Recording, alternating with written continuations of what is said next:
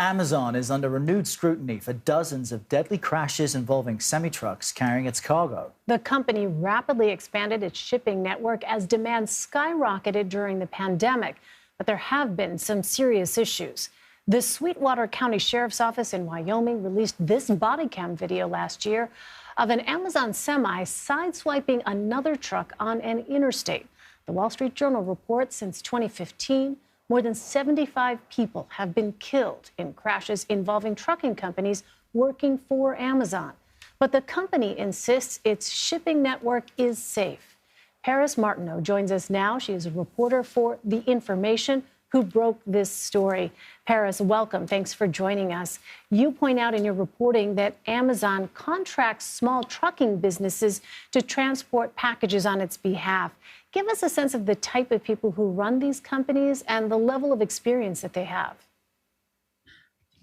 So the level of experience that these companies have range. Amazon's trucking network works kind of like an Uber, but for trucking. It's a platform that allows small and medium-sized companies from a variety of backgrounds to sign up to do kind of gig work jobs, transporting packages. This helps Amazon, keep its shipping machine humming and get your packages to you quickly. But it also means that the quality of these companies varies wildly. From what my reporting has found, Amazon often relies on kind of these small independent companies that can have poor safety records, or ones that have a track record of hiring inexperienced drivers or drivers with a lengthy history of safety violations.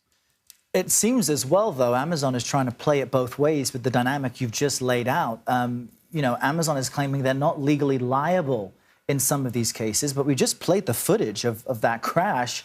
There's Amazon logos clearly across it. So explain what they mean and how it's likely to be interpreted in court.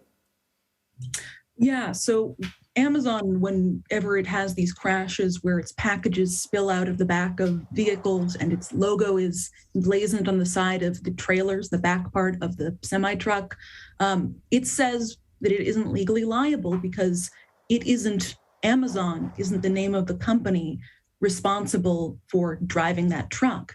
Amazon uses a series of contractors.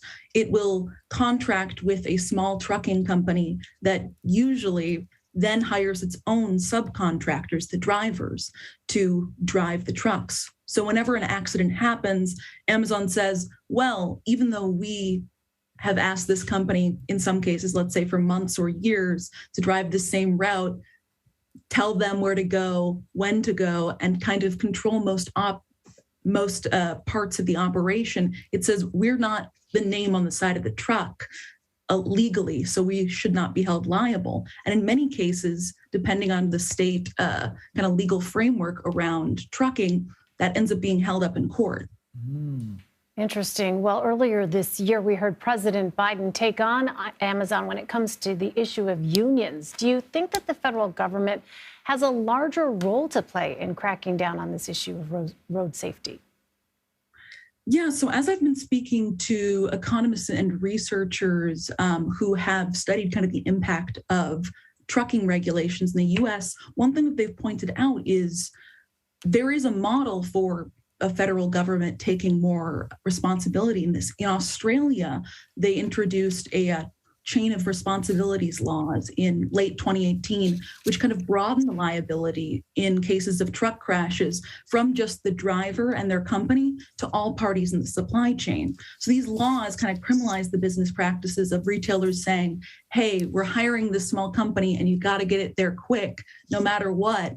And if something happens, our hands are clean. It makes sure that everybody has a vested interest in promoting safe practices. Look, we all want our packages delivered quickly, but we are also on those same roads and deserve safety. And as more companies look toward autonomous driving systems, which themselves are not 100% safe yet, they usually have a human on board, we'll want to keep track of stories like this to make sure there's accountability when it comes to moving things through the transportation network. Paris Martineau, fantastic reporting. Thanks for speaking with us about what you know. Thanks so much for having me.